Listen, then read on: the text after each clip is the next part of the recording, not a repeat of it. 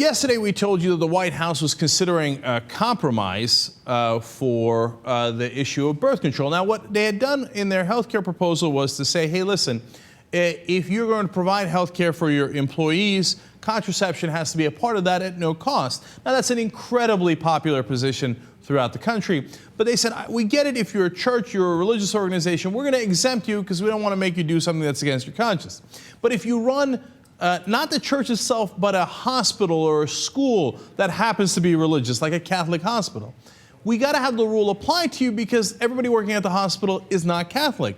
In fact, a lot of these places have not only provide that anyway already, so they're not that bothered by it, but a lot of them have majority non-Catholics or that particular religion. It might be a Jewish hospital that the staff is predominantly non-Jewish, right? So they don't want to have that apply to all the women that work there, that they can't get the contraception at the same price as everyone else in the country, right? So that doesn't seem fair. So they say that there's no exemption for that.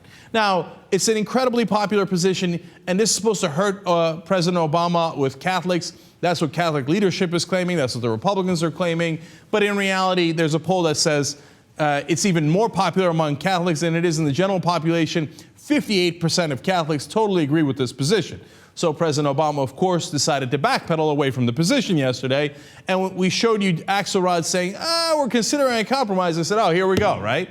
And of course, some of the Obama defenders thought, oh, no, you're overanalyzing that. They probably won't do a compromise. This is a huge winning issue for them. 99% of women that are sexually active in this country are on contraception. You can't lose on that issue. Of course, they're not going to backpedal from that. Wrong again, Bob. They are backpedaling. So I read at least 4 to 5 articles on it. Let me just quote the Wall Street Journal on this. Quote, the White House is trying to tamp down the dispute as it provides campaign fodder for Republican presidential contenders.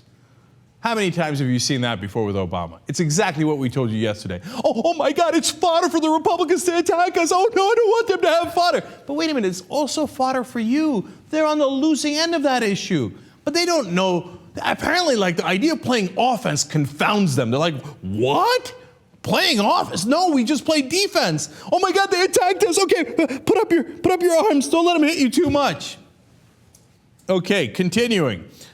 Some advisors are arguing that he shouldn't back down, while others are urging a quick compromise. Of course! Here come the advisors whispering in his ear. Oh, no, we have to give in to the Republicans right away, quick compromise. Please give in to the Republicans, I'm begging you.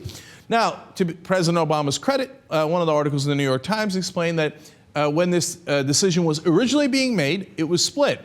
And there were a lot of Catholics who weighed in on it in the administration, including Vice President Joe Biden, including one of his national security advisors. What the hell was he doing in the meeting? Apparently he's Catholic and wanted to get involved in this contraception issue, which I find really weird. Anyway, almost all the women in the administration came out on the side of, no, we should provide the contraception. This is a really important issue for women, who, by the way, are an important part of our electorate and an giant part of our country, if you hadn't noticed. Kathleen Sebelius apparently was on the right side. Valerie Jarrett was, etc. And to President Obama's credit, he went with the side that we think is correct, that the American people thinks is correct. Kathleen Sebelius and Valerie Jarrett's side, saying, hey, you know what, we are going to provide this contraception at these large institutions like hospitals and schools that happen to be affiliated with a religion. Okay, win. Now, of course, he's reconsidering, because the other advisors continue to whisper in his ear, Republicans attack, back down. And we've shown you 100 times where President Obama reconsiders, goes with the wrong advisors time and time again. We see it playing out again here. One more quote from the Wall Street Journal. The White House is weighing various options to alleviate some of the criticism, these people said, although it is unclear if anything short of a reversal will satisfy Catholic leaders and other critics. In other words, of course, they are considering alleviating the criticism, which is Obama 101, like, I got attacked, I got to run for the hills. And then second of all, will it alleviate it? Of course not. The critics say, we're not going to back down. It doesn't matter if he does another compromise or another compromise on top of the compromise. We're going to say that he's a religious bigot and is destroying religion. We're going to say all that stuff anyway. In fact, a separate article had quoted one of the Catholic critics who was attacking President Obama. Well, let's see if this helped assuage him, this idea of a compromise. It's Mark Rienzi. He's a Catholic University law professor and also part of a right-wing group attacking the president. Quote, "It's great to hear that the administration recognizes the scope of its problem, but the only compromise that's going to work is a complete exemption for anyone who has a religious objection to contraception." So in other words, you have to give us 100% of what we want, back down completely, otherwise we're not interested in your compromises. Gee, have I seen this movie before? I can't quite tell. And what is the president thinking of doing, according to every single inside source? And it's not these newspapers writing it out of thin air. They're talking to administration officials. And what they're hearing is, of course, we're thinking of heading in that direction. Either partial surrender or complete surrender. So what do the Republicans do in response? They jump in it today. All the Republicans attacking. First of all, you've got John Boehner saying that this is an assault against our religious freedoms, quote, an unambiguous attack on religious freedom in our country. Mitch McConnell says that he is thinking of legislation to circumvent the president. John Thune, Republican of South Dakota, says that the president has awoken a sleeping giant with this birth control decision. 99% of women are on contraception. Which sleeping giant are you talking about? Even Catholics are not on your side. The guys that you're pretending are on your side are not on your side.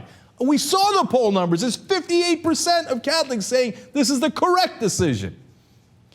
If we don't have a president who is willing to fight back against Republicans, when he has 99% of the women who are on contraception on his side, 58% of Catholics saying, yes, even at Catholic hospitals and schools, etc., please allow women to get this contraception.